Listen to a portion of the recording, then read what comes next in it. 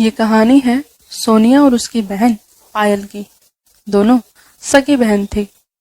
उनके पिता की मृत्यु के बाद उसकी माँ आशा ही घर चलाती थी और कामनी के यहाँ घर का काम करती थी। कामनी का एक ही बेटा था, तुषार। एक दिन माँ, आज हमें भी अपने साथ ले चलो ना। हम आपकी काम में मदद करवाएंगे। हाँ माँ, हमें भी ले चलो ना। लेकिन बच्चियों, तुम वहां जाकर क्या करोगी?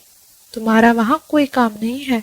तुम दोनों घर ही रहो, मैं शाम तक आ जाऊंगी।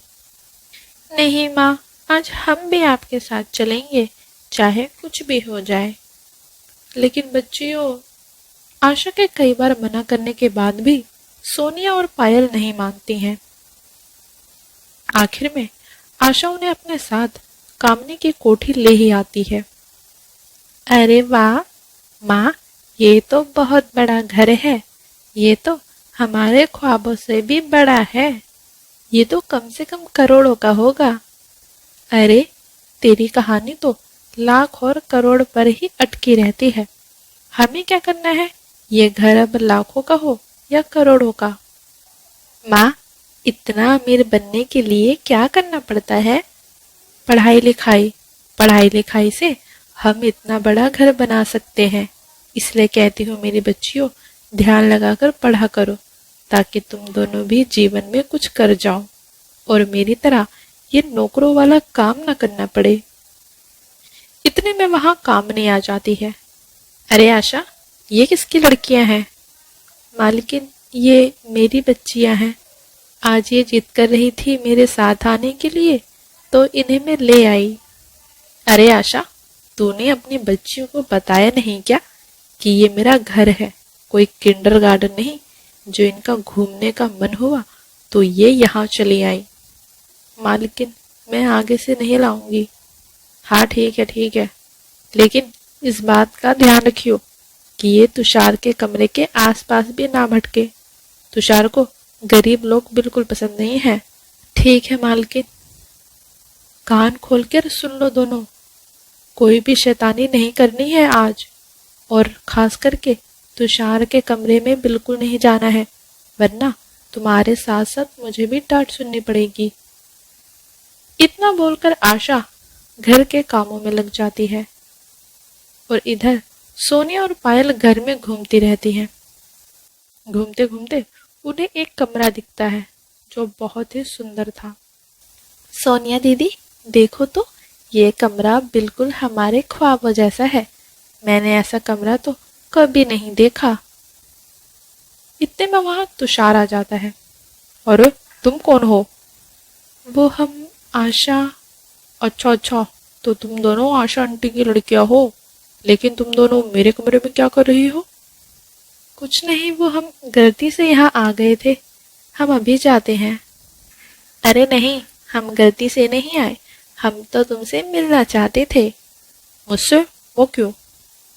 मैं सोच रही हूँ कि मैं इतनी पढ़ाई लिखाई करूँगी, उसके बाद नौकरी करूँगी, फिर मेहनत करूँगी, उसके बाद शायद मैं करोड़पति बन पाऊँ।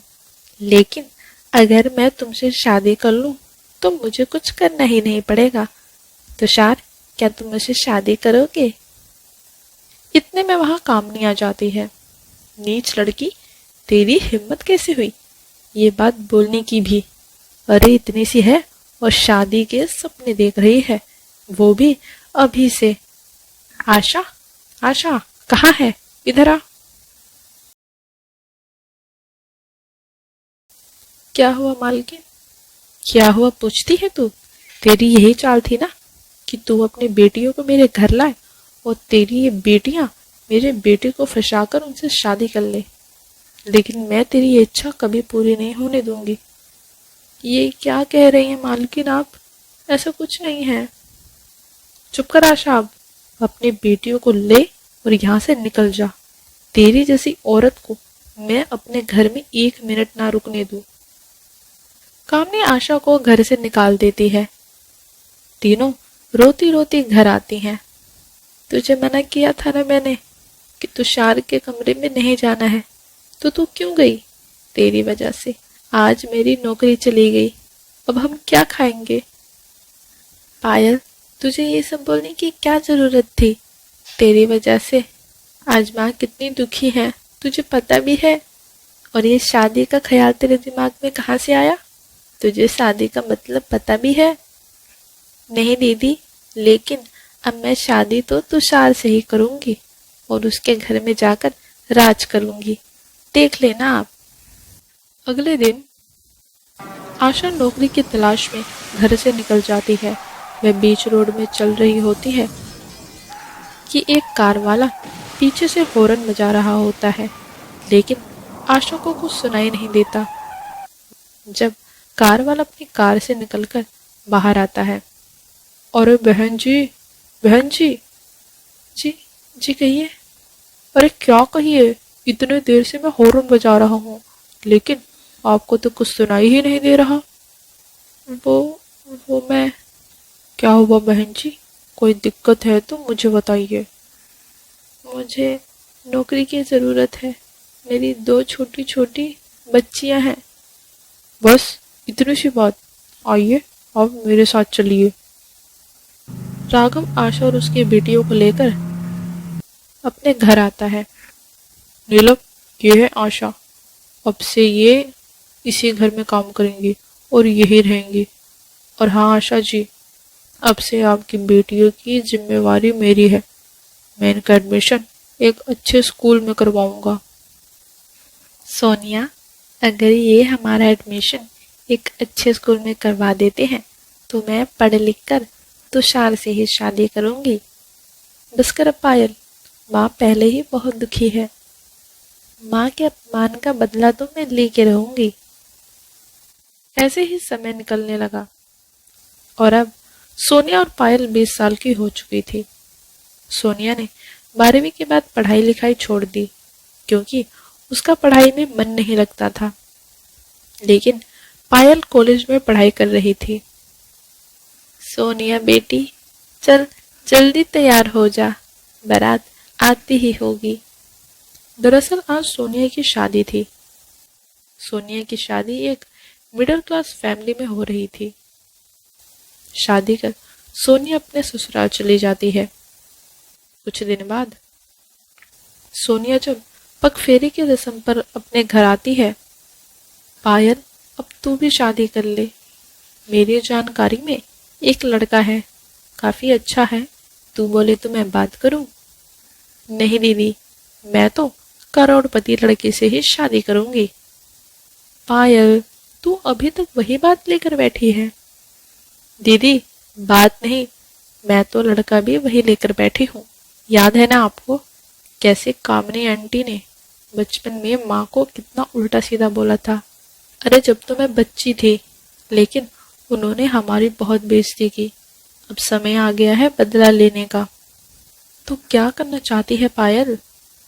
याद है आपको दीदी, मैंने बोला था कि मैं शादी तो तुषार से ही करूंगी। हाँ, लेकिन क्या गारंटी है अभी उसकी शादी नहीं हुई होगी?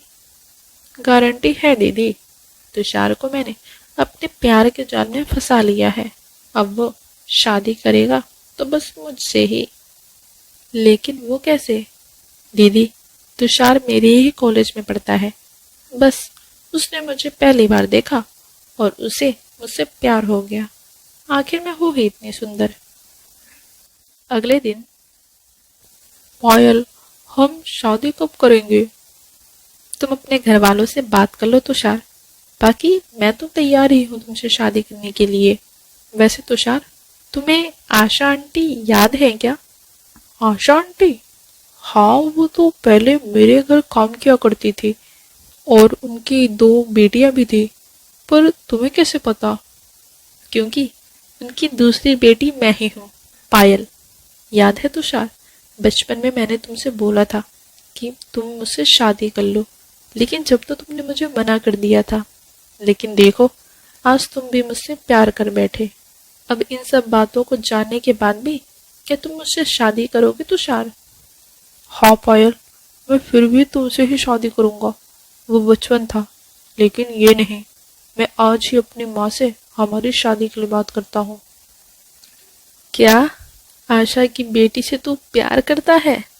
अरे तूने तो हमारी नाक कटवा दी, तूने तो हमें कहीं का नहीं छोड़ा। ये नहीं हो सकता, मैं तेरी शादी कभी भी उस लड़की से नहीं करवाऊंगी। बस माँ, मुझे कुछ नहीं पता, मैं शादी करूंगा तो सिर्फ पायल से, वरना मैं ये घर छोड़कर जा रहा हूँ। कामनी का एक ही बेटा था, जिस वजह से उसे उसकी बात माननी ही पड़ी और तुषार और पायल की शादी हो जाती है। अब दोनों बहनें अपनी माँ को नौकरी नहीं करने देती और उनका बहुत ख्याल रखती हैं। हेलो दोस्तों, ऐसे ही मज़ेदार वीडियो के लिए मेरे चैनल को सब्सक्राइब करें और वीडियो अच्छी लगे तो वीडियो को लाइक करें।